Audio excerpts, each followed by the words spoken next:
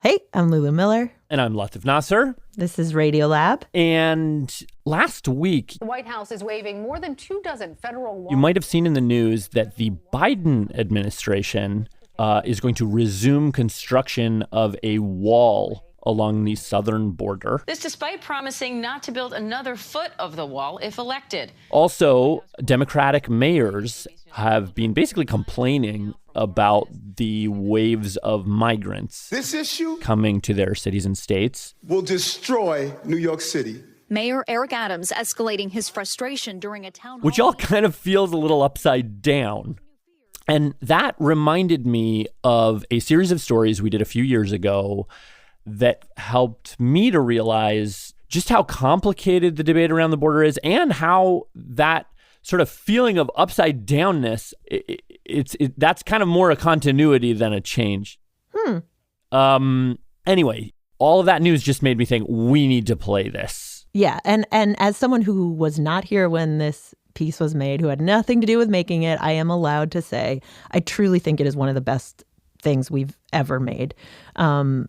It's called the Border Trilogy. Which obviously means that it's 3 parts. We're going to play them over 3 weeks. We're also going to update it to talk to this current moment. And then later this fall, after that, we are going to hit you with a bunch of brand new episodes. We've got one about a secret inside the human body, one about a secret inside the sky, one where Latif talks to a guy whose biology completely rearranges his world. So really good stuff coming. But in the meantime, the first episode in this series is called The Hole in the Fence, and it begins with me telling our original hosts, Chad and Robert, about a guy named Jason De León. Oh, and one more thing. This episode does contain graphic descriptions that may not be suitable for our younger or more sensitive listeners. Yeah, wait, you're listening? All right. Okay. All right. You're listening to Radiolab. Radio From WNYC. See? Yeah. Rewind. I think the best place to begin, it sounds like, is in 2008. I think that sounds about right. So this is Jason De León. I'm an associate professor of anthropology at the University of Michigan. And I direct the Undocumented Migration Project. But back in 2008, Jason had actually just finished grad school.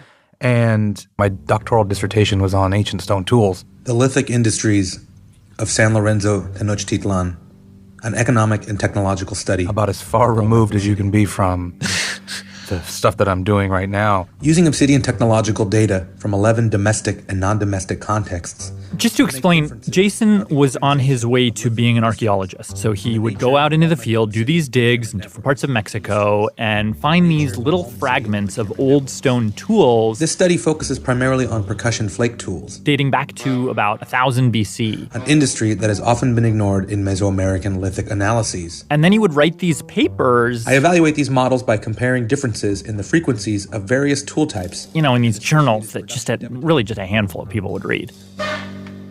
But like many academics, and I can say this because I was an academic. This study also finds that the introduction and adoption of prismatic blade technology. He had this moment where he just kind of hit the wall. It's like, okay, this is enough. I'm not doing this. I want nothing to do with this anymore. You know, when I finished my dissertation, I had really become kind of disillusioned with the work that I was doing, and I had no idea what I was going to do. I remember telling my wife at one point, I feel really bad. I feel like I've wasted the last 10 years of my life doing archaeology. And to make matters worse, I had taken this job at University of Washington. He just gotten this job where he was supposed to teach the very thing he was now sick of. Just a full-blown crisis. But then fate stepped in. While Jason was preparing for one of his freshman classes, someone handed him a book. By a writer named Luis Alberto Urrea called The Devil's Highway. 5 men stumbled out of the mountain pass so sunstruck they didn't know their own names. Couldn't remember where they'd come from. Had forgotten how long they'd been lost. One of them wandered back up a peak. One of them was barefoot. They were burned nearly black, their lips huge and cracking. So The Devil's Highway is actually, well, it's a true story. It's the story of 26 men who came to the U.S. hiking their way through the Arizona desert. 14 of them died along the way. And so I start reading it, and visions of home flooded through their minds. Soft green bushes, waterfalls, children. It just shocked me. I mean, I knew a lot about the border, at least I thought I did. I'd grown up, in South Texas. My parents were immigrants. But just I couldn't believe that this is somebody's world. They were drunk from having their brains baked in the pan. They were seeing God and devils. Days and days of walking, running out of food. And they were dizzy from drinking their own urine. Dying of thirst. The poisons clogging their systems. And at a certain point, Jason comes across this passage where the author is describing the things that were in these men's pockets. Belt buckle with a fighting cock inlaid, one wallet in the right front pocket of his jeans. Some change, some keys, a silver belt buckle. Fake silver watch, one comb. These personal effects. Green handkerchief. And he's trying to reconstruct the story about who these men were that died from exposure. John Doe number 42, Furor jeans, colored piece of paper in pocket. Jason says when he read that book, a light bulb went on. So I bought a plane ticket. A month later, I was in the Arizona desert.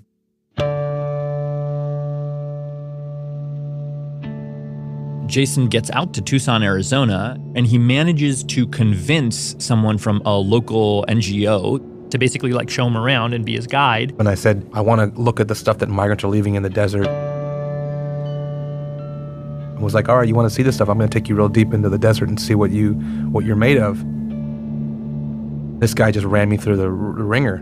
That part of the Sonoran Desert, it's hilly, covered in sagebrush, cacti everywhere, red sand. And Jason says that at a certain point, a few hours into the hike, they walked up this incline and got to this ridge where they could kind of look out over this huge expanse. Just imagine a ravine or a wash. And Jason says he suddenly noticed that the desert ground below them was just covered in stuff. Over 1,000 backpacks and water bottles. I mean, What? That much? Well, what ends up happening is stuff gets left behind for a couple of different reasons. If you're en route, you might throw something down because you get so tired and your bag just gets so heavy. And those things are kind of sprinkled across these migrant trails. But once you get to the end, past the checkpoint, your smuggler says, okay, we're safe now. We've got to a new road where we can get picked up. Someone else will show up in a truck. And then they will say, all right, the 30 of you get into this van, leave everything behind, change your clothes so it doesn't look like you've just walked for 2 weeks through this desert.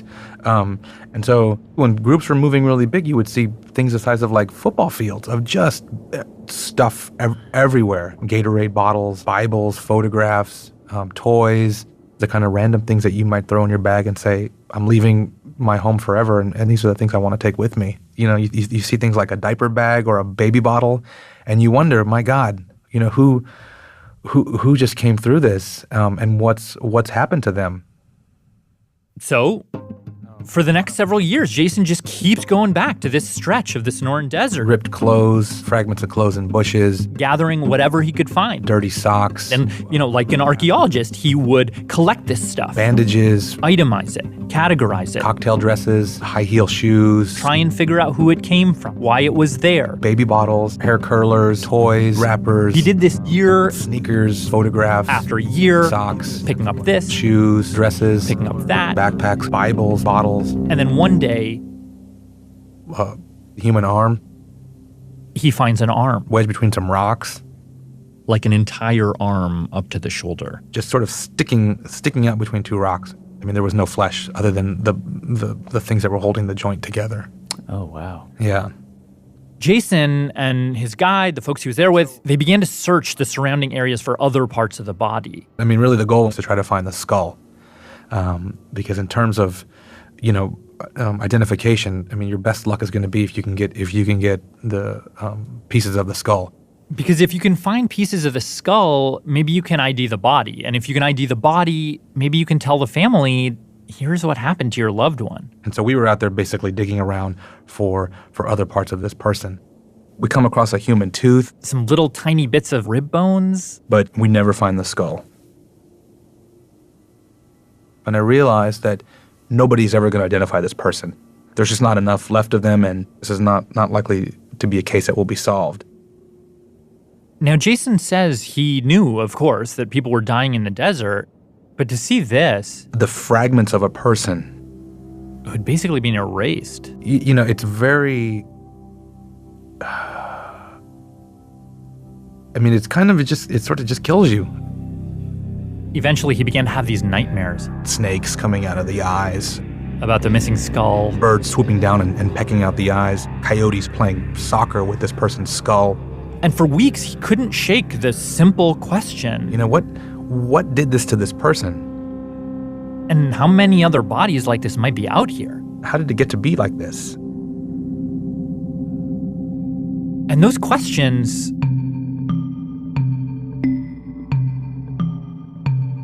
would end up sending Jason down a sort of rabbit hole. Digging in a library of forensics papers, decomposing flesh, missing persons reports, hikers who had gone missing, historical trends, sociology papers, demography papers, government documents, illustrations and the figures that are buried in these appendices.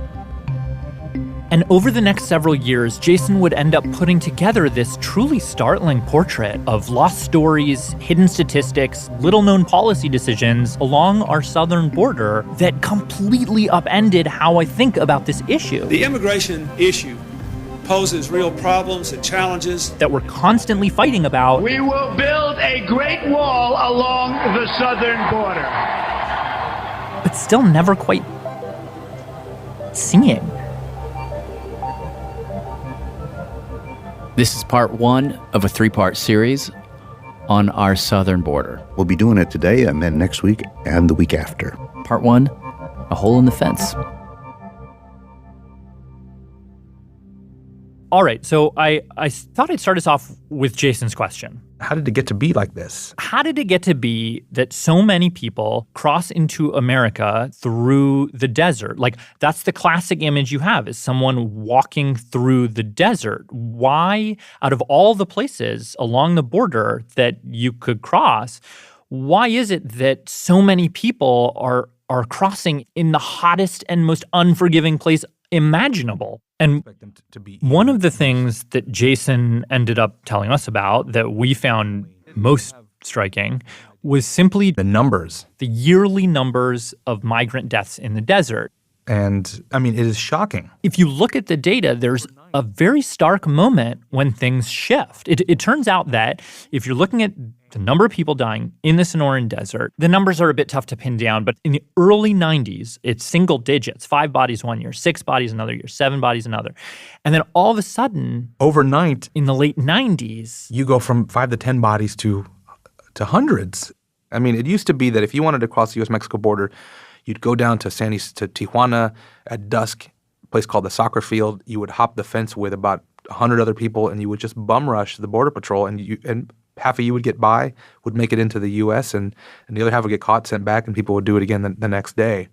That was the system for a long time. I mean, so what changed? Well, in the mid-'90s, there was a lot of pushback against the visibility of fence hopping, and it all kind of starts with this little-known story.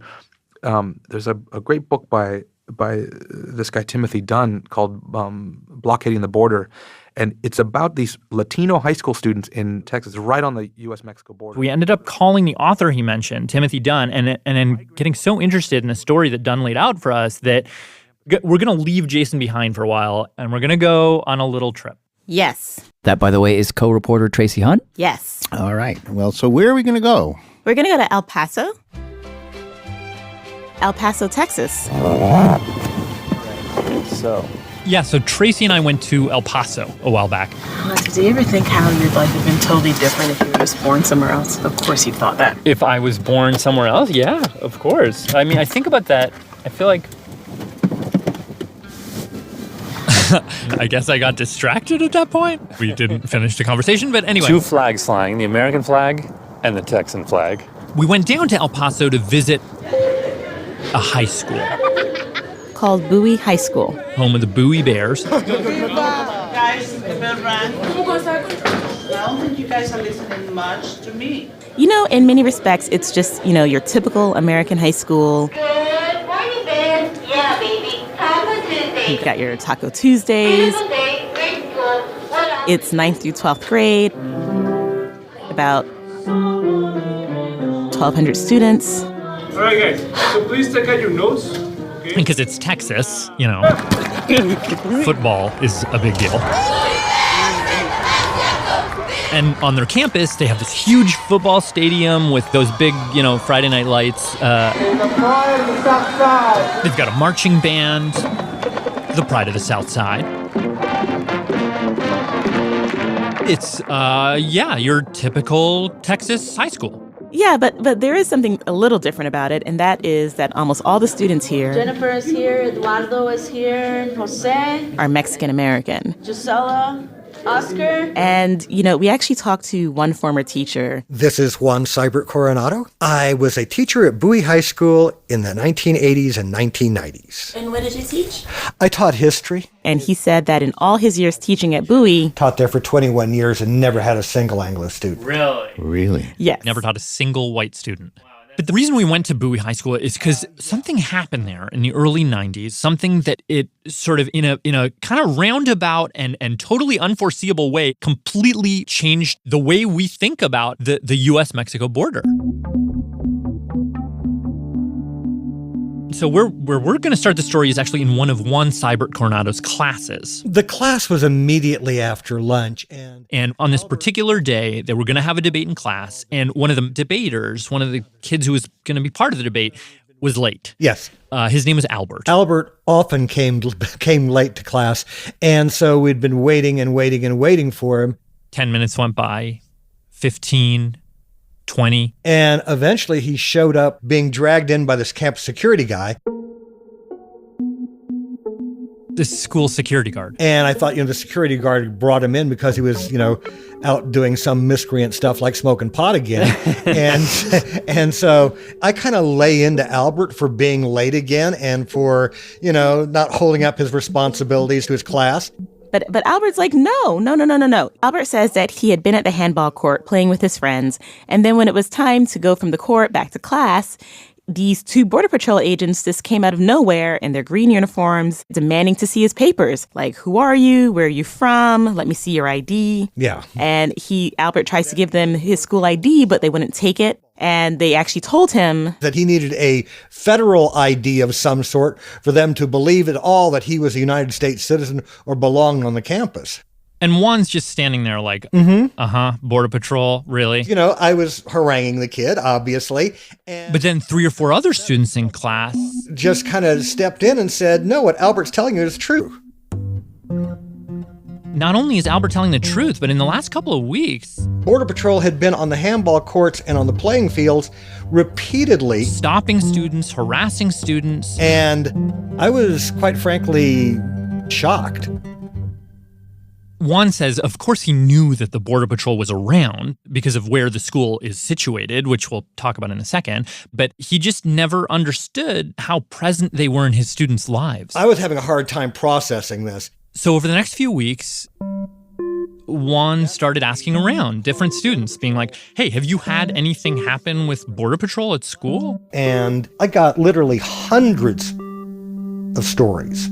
I was walking home from school and, I had my backpack on. This is Nydia Rodriguez, who was a freshman at the time. And all of a sudden, I saw this truck, a Border Patrol truck, and it was speeding my way. A couple of agents got out of the truck and started questioning her. Where am I from or where am I going? Basically, we were all rounded up. Ernesto Munoz remembers walking to school with a bunch of kids. We were searched.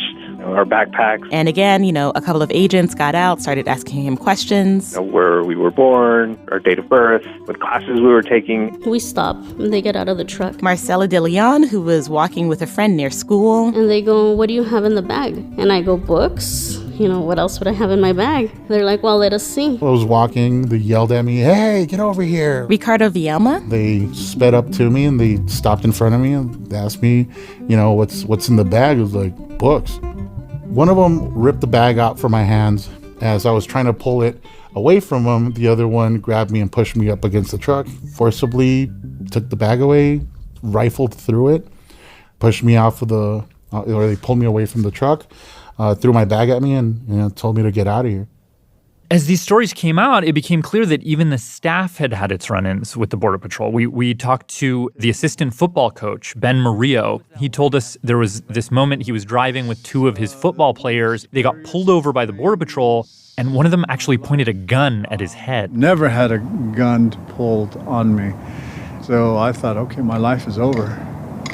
And I identified myself. My name is Coach Ben Murillo, coach at Bowie High School. I have two of my football players. I would really appreciate if you'd holster your gun. And the guy barked at me. I appreciate it if you shut your mouth and get out of the car. Eventually, the agent did holster the gun. Ben did get out of the car. Everything was fine. What was that like, having that right in your... It was one of the scariest things in my life. Wow. Why was the Border Patrol on the grounds of the school? Did they have was there some reason to be there? Well, that's a really good question, and I will answer it after the break. Oh.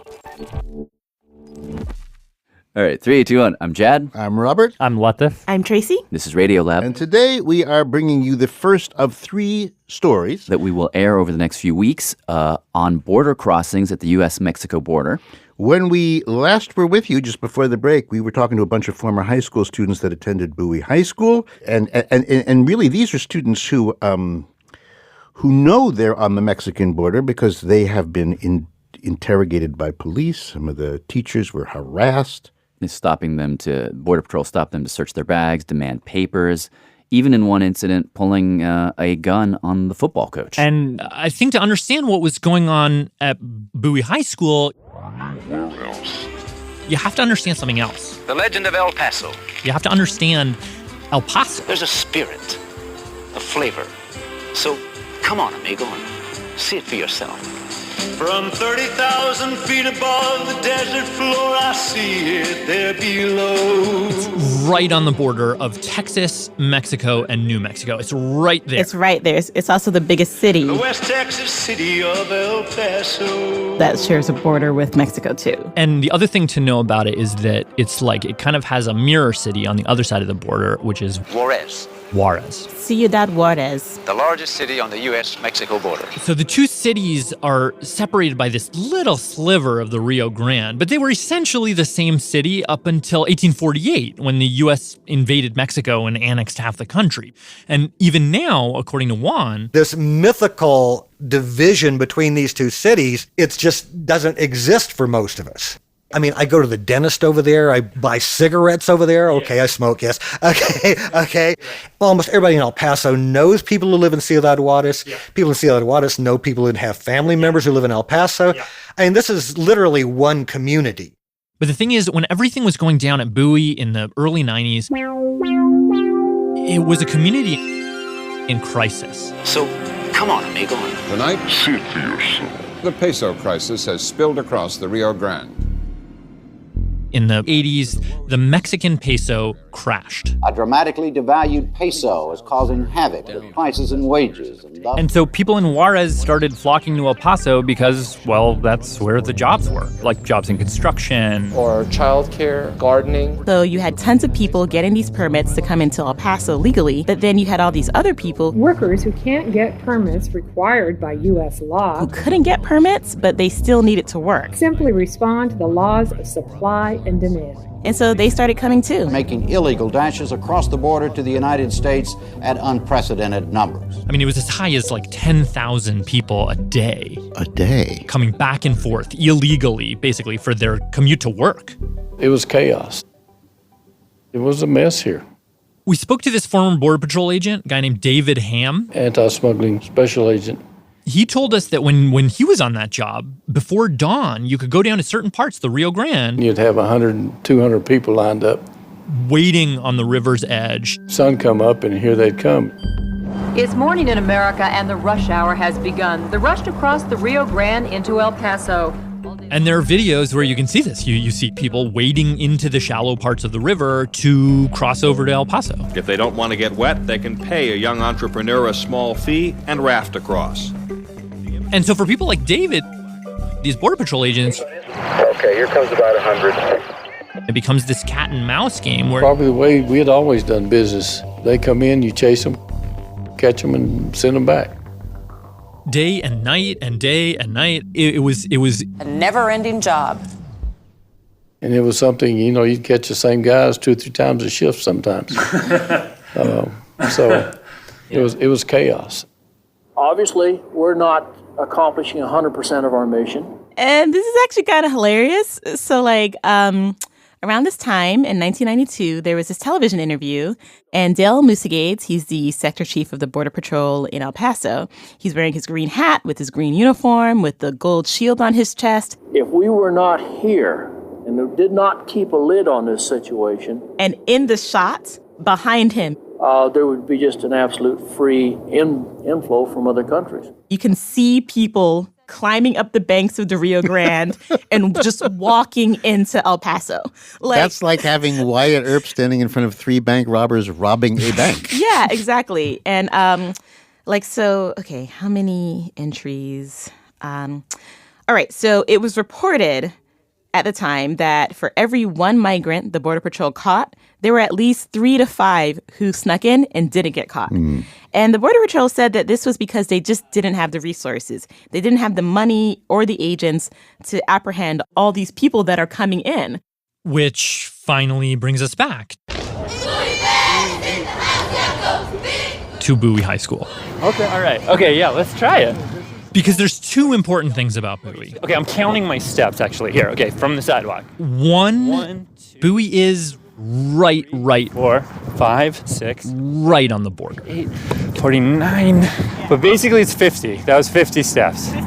50 steps from the Bowie campus into Mexico. Yeah. And 2, the former assistant football coach and teacher, Ben Murillo, he showed me. What is that? This fence. Part of the old fence. Oh, that's part of the old fence, you think? El Paso in the 70s put up a bunch of fencing on the border to curb illegal immigration. So it's like it's not much taller than us. But it was pretty flimsy. They called it the tortilla curtain. And right at this spot, across from Bowie High School, there was a hole in the fence. Yeah. And David Ham, former Border Patrol agent, told us that what that meant was that you had migrants. You had a lot of migrants who would be coming through that hole in the fence. Through Bowie High School. And he claimed that it wasn't just people looking for work. It was also people bringing in drugs. The way I know that, because I worked our anti-smuggling unit, would watch them come through. And so Border Patrol agents had taken to just sort of hanging out around the school, on the school's property, on the football field, across the street from the school. They were just there all the time. There were even rumors that Border Patrol agents would go undercover as students and that they would, wander the halls, that they would go into the locker rooms. I'd noticed the Suburbans parked on the Bowie campus. Yeah. Again, former Bowie teacher, Juan Seibert Coronado. But the whole reason, that I thought they were there was the chain link is cut and they need to stop people from entering into a high school. Right. Instead of realizing that what they're doing is they're using the high school as a hunting ground. And so to Juan, when he started hearing about all these stories of these 14, 15, 16-year-old kids getting stopped and shaken down, it wasn't about Border Patrol trying to stop migrants from coming in or trying to stop drugs from coming across the border. It was the Border Patrol simply stopping people because they were brown. And that really, this is radio, angered me. But for most of these kids, it was nothing out of the ordinary. Kids like Ernesto Munoz, Ricardo Vielma. That was just day-to-day life. Talking even to some of the community members. Tony Santos. They told me, don't worry about it. Growing up in this poor neighborhood right next to the border. That's just a way of life here in South El Paso. It wasn't like a concern oh no, you got stopped. You go to the park and shoot some basketball. You tell your schoolmates, guess what happened after school. It was haha, you got stopped. It's probably because of your haircut or probably because of how you're dressed or whatever. So the students were more likely to laugh about it than be angry. But in his U.S. history class that year, Juan started teaching his kids about civil rights, actually getting them to debate the different ways of thinking about civil rights. Talking about stuff like the activities which have taken place in Birmingham over the last few days a letter from the Birmingham jail. To my mind, marked the nonviolent movement coming of age. And it's liberty or it's death. Malcolm X's ballot for the bullet. It's freedom for everybody or freedom for nobody. And so these students are learning about farm worker strikes in California in the 1960s. We learn about Cesar Chavez. And the workers know that they are no longer alone. We learn about Dolores Huerta, Reyes Lopez Tijerina. And it was like, okay, I'm reading the book and then I look outside the window and there they are. Border Patrol agents in SUVs on the parking lot stopping students. I think that's when we were like, wait. Just kind of like... It felt not okay. I mean, I didn't fully know exactly the letter of the law. That's Nydia Rodriguez again. But I knew that what they were doing was wrong. And eventually, some of these students started to get together. Met and talked. Like, do you think this is right? What do you think this is about? Telling each other, that this is wrong. We talked about how we wanted things to be different. Let's see what we can do about it, because this has to stop. All right, that's what's up.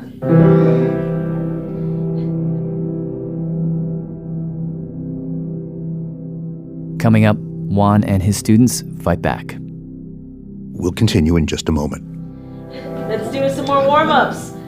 Let's do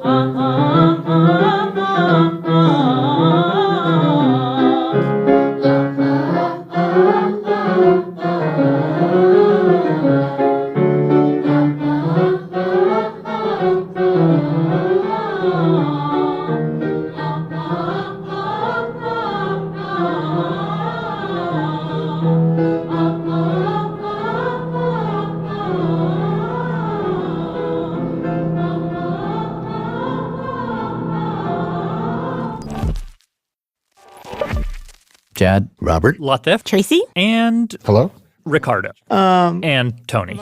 Okay.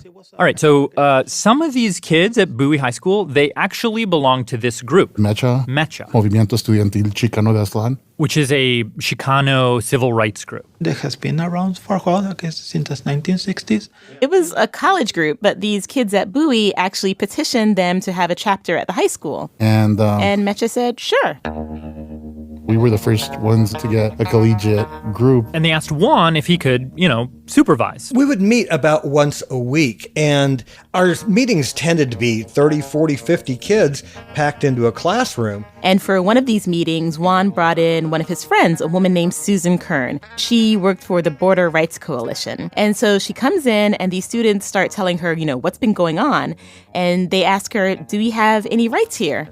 She tells them, absolutely you do, because according to the U.S. Constitution, the Border Patrol, or really any officer of the law, they cannot stop you without reasonable cause.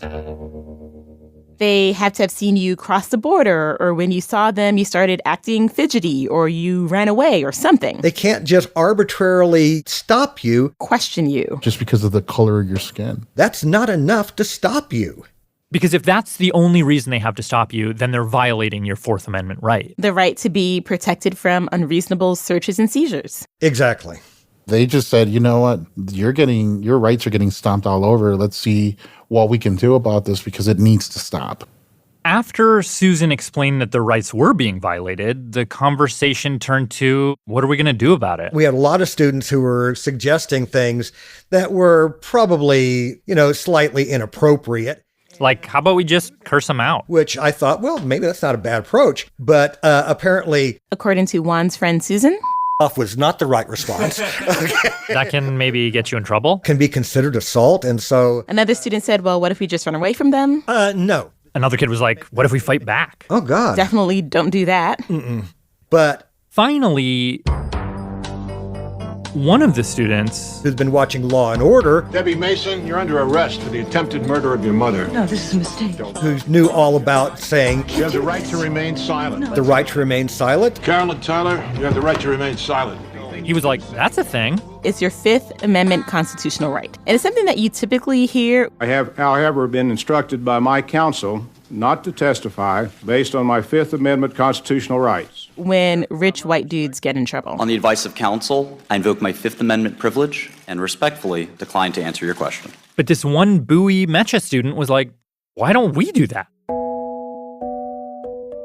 And that's exactly what our students started doing. After that, when Border Patrol agents would stop students and say, hey, give me your papers, some of these students would say, no. I want to use my Fifth Amendment right. I want to take the Fifth Amendment. Right to remain silent. Simple as that. I have the right not to incriminate myself. To remain silent. I do not want to answer your questions. Sorry, I had a burp. Okay, ready?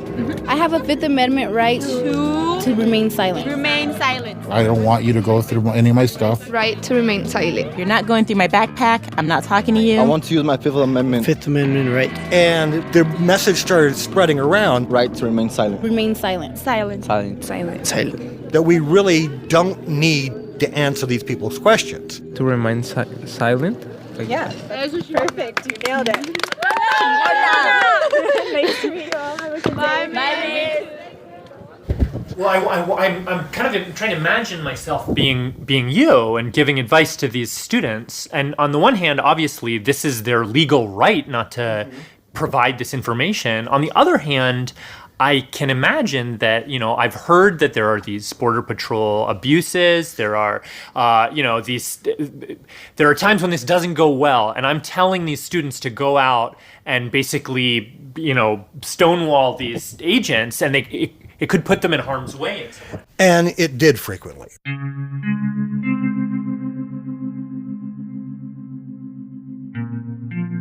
Students were harassed for this. The most notorious case is the case of David Renteria.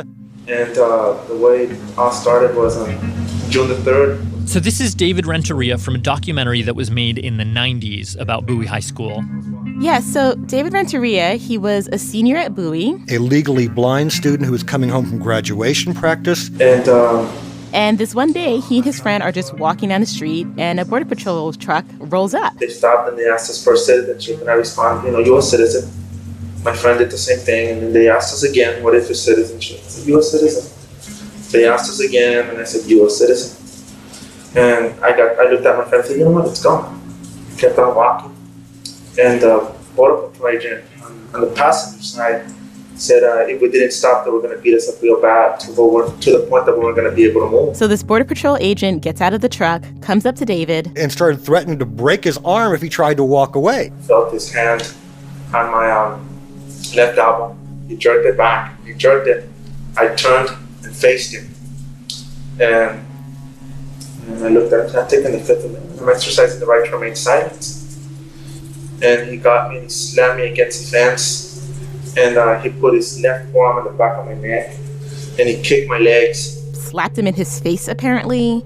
And, David wasn't physically injured after that. He was freaked out. But the reason that Juan called this particular incident notorious is because immediately after, the local news in El Paso picked it up and started doing a lot more reporting on Border Patrol, on Bowie, and so did Come to El Paso, Texas. Good morning, America. National news. Good morning, freaking America. You know what I mean? That's pretty huge. The daily invasion has strained the relationship between the Border Patrol and some people at Bowie High School. And we're talking to us. We all have rights, and that our rights daily, on a day-to-day course, are being violated. Why are they harassing you? Because we're Hispanic, because the color of our skin, because we live right on the border, and because, we live in a really poor neighborhood, and that's the only reason. And as this news started to grow, the Border Patrol sector chief, Dale Musegades, decided he was going to come to Bowie to talk to the students. Is that something you remember, him showing up to... Oh, yeah, Mr. Musegades. That guy was kind of doing damage control at that point. When Agent Dale Musegades met with about 40 students to discuss the alleged harassment, he kept us out. We tried to contact Dale Musegades multiple times for this story, but he did not reply to our voicemails or emails. But they patched him, I think, Wednesday morning. We were able to get footage of that meeting Musegades kept Good Morning America out of because one of the students taped this, and then we managed to get our hands on it. Huh. So it's like 30, 40 kids from Mecha in this classroom, and Dale Musegades. He was sitting in front of us wearing a suit and tie, trying to put things into perspective. He started telling the students, look, the holes in the fence. I can't hold those holes. We keep patching them up. They keep getting cut open. That's something that's a commitment, and I said it, I would try. It's a commitment I can't. I don't think there's any way in the world to keep those holes full. And he told the students they'd busted some people who had brought drugs through Bowie. I now have another case that's under investigation. So Musagades is like, we're essentially trying to stop the flow of drugs here. Why are you guys complaining so much? But eventually, Some of the students, come on, you have your hand raised over here. Go ahead. these students started speaking up. Are you going to ask a question? Give him your name. Right on the border. My name's Lorena Rodriguez. I've been living here right on the border on Delta. One student stands up and says, A, you're harassing us, and that's why we're upset. And B, your strategy for capturing border crossers seems to be to herd them all into the school where they're penned in. You're treating human beings like cattle. What you're doing is you run them into a place where they can't get out, and then you circle them in. You're treating them like cattle, not Those people will not stop or will not obey the law. So you have to, at somehow or another, apprehend them. I don't know a better way to do it. Not at the sacrifice of our rights. It's a little hard to hear, but he said, not at the sacrifice of our rights. What do you mean the sacrifice of their rights? They're illegally in this country. But they're human beings. They're human beings. They have rights. They do not have rights to come into the United States illegally. What did it feel like to be sitting in that meeting? I mean... Well, it felt bizarre. I mean, that, somebody is denying what everybody sees with their own eyes. Yeah. There was no face value to what he said, because at that point we were cynical about the whole situation. And, you can't undo the stuff that was already done. So the meeting goes poorly, and a bunch of the students and some of the staff, including Ben Murillo, the assistant football coach who had a gun pointed in his face, they all together decide that they want to sue the Border Patrol. The phone rings one day. And eventually they call up this guy. Said, we're getting ready to sue the Border Patrol. Will you be our local counsel? And I said, not only yes, but hell yes. El Paso civil rights lawyer Albert Armendariz Jr. Were you optimistic? I mean, it's never an easy job. Suing the government is not easy. When you live on the border and work in Segundo Barrio, you are never optimistic that a governmental system is going to work for you. So, October 23rd, 1992, the trial between Bowie High School and the Border Patrol begins. And apparently the courtroom was pretty much divided in half. On one half, you had the Border Patrol, like a ton of agents in full uniform sitting there. On the other half, you had these Bowie students. Dressed in their finest. Sunday dresses, slacks, shirts. Those kids were little troopers. They all got up on the stand, told their stories. And then eventually, Border Patrol Sector Chief Dale Musagades testifies. Yeah. Do you remember what the defense's argument was? Well, they had lots of arguments. Now, we can't verify the specifics of what happened in the courtroom because a lot of the court documents have been destroyed, but Musagades got up there and his basic argument was that if you look at the U.S. Code of Federal Regulations, Section 1357, Powers of Immigration Officers and Employees, number 1, officers have the power to interrogate any alien or person believed to be an alien as to his right to be or to remain in the United States, and they can do that without a warrant. And then skipping down a bit from that, they can do that, quote, within a reasonable distance from any external boundary of the United States. What's a reasonable distance? Well, this is what's nuts is I don't know exactly what went into the determination of what that is, but the distance is 100 miles. Really? Yeah, in that 100-mile zone, Border Patrol has the power to interrogate, has the power to arrest without warrant, and they can also, and I'm quoting here, quote, search for aliens in any railway car, aircraft, conveyance, or vehicle within that distance. And then on top of that, within a narrower distance of 25 miles from the border, they can go right onto private property whenever they want. It's like this little zone. That's designed to prevent Border Patrol officers from being charged with trespass when patrolling the border. I cross-examined Chief Musagades, and so... What Musagades was arguing is that, like, if they have all this power and if they can go on, private property right up on the border and you got this high school on the border, then there's no question that they can be on school property and do their jobs. That's how they read that. What they couldn't understand is they were doing it in a way that violated the Constitution, and that is against the supreme law of the land. This was Albert's argument, that no matter what powers you have, you can't violate somebody's Fourth Amendment right. You have to have a legitimate reason to stop somebody. So what did the court, what ultimately happened? Okay, before this court, findings of facts and conclusions of law, Bunton, senior district judge. Before this court, it's plaintiff's motion for temporary restraining order and preliminary injunction and memorandum of law in support pursuant to Rule 6. Does that sound like anything to you? Yeah. He's saying, here's what we got in front of me here. All right. Okay. So read the next paragraph down one.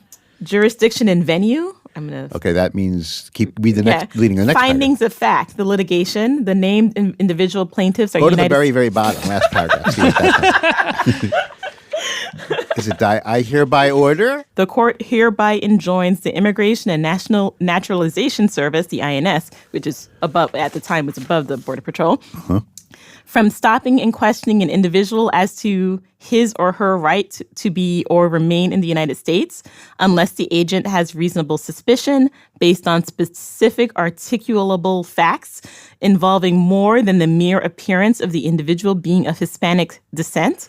Okay, that's a fancy way of saying stop judging people by their looks. Signed the judge. Yes. So they won. They won. It was just absolute elation. There was a big celebratory school assembly. For the whole school. Oh, wow. Tony Santos was there. But we were all happy. There were all these parties. People gave us plaques. I think I may even have some on the wall out there.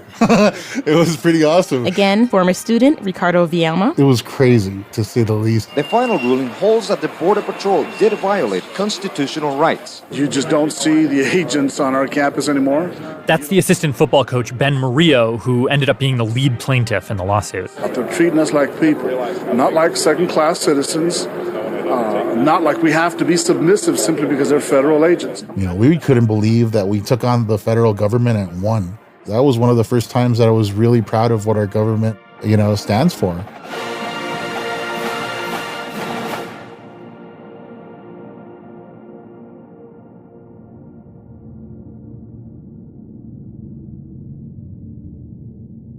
And Ricardo said, coming out of federal court that day, it was like him and 7 other students, and they came out, and there was a bunch of other students and faculty from the school there. Everybody was like, cool, let's go back to school, hop in the car. Like, no, we kind of want to bask in this. So we walked from the federal courthouse downtown to Bowie High School. And, when we were getting there, we were all just kind of tearing up. We were proud. We were just happy and surprised all at once. It was just, we were beside ourselves. And, we had camera crews and news crews waiting for us as we were walking up because I guess they got wind that we were just walking back to school.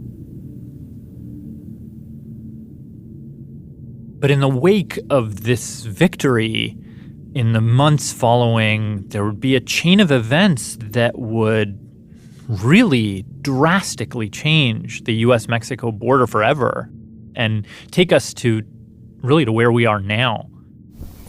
When you wrote in that essay you don't see the connection, you don't think there's a connection, but the fact that the connection is being made still sort of weighs on you? Of course it weighs on us, okay? Because of us, fences were built. Because the fences were built, maybe 10,000 people have died in the desert.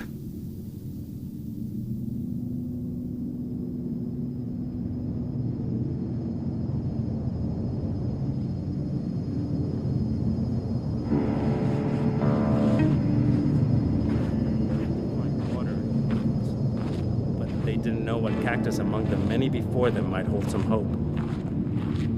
Men tore their faces open, chewing saguaros and prickly pears, leaving gutted plants that looked like animals had torn them apart with their claws.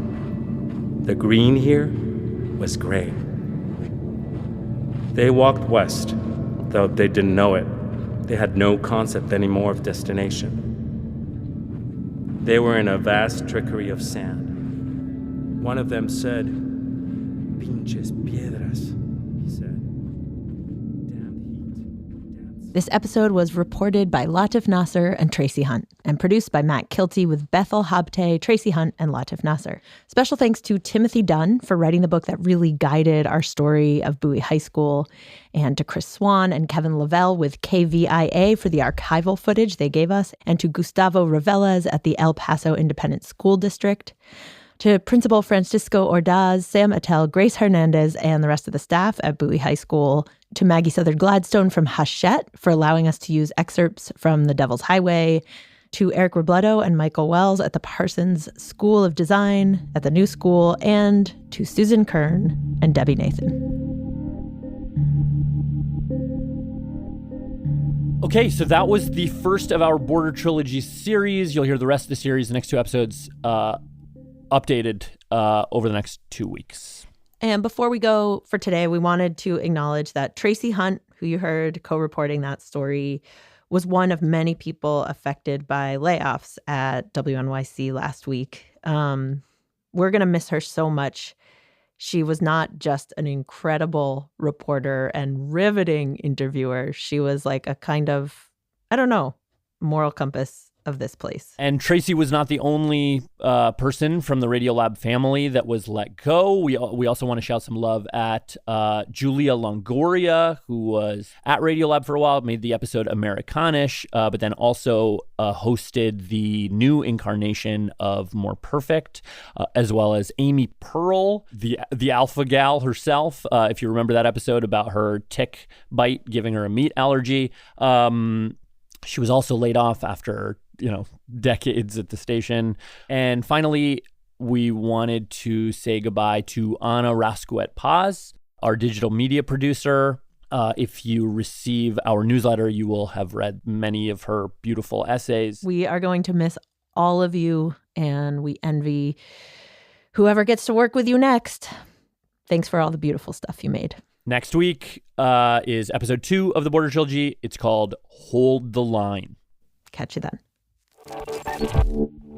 Radiolab was created by Jad Abumrad and is edited by Soren Wheeler. Lulu Miller and Latif Nasser are our co-hosts. Dylan Keefe is our director of sound design. Our staff includes Simon Adler, Jeremy Bloom, Becca Bressler, Rachel Cusick, Ketty Foster Keys, W. Harry Fortuna, David Gable, Maria Paz Gutierrez, Sindhu Nyana Sambadam, Matt Kilty, Annie McEwen, Alex Neeson, Sarah Kari, Alyssa Jong Perry, Sarah Sambach, Ariane Wack, Pat Walters, and Molly Webster, with help from Timmy Broderick.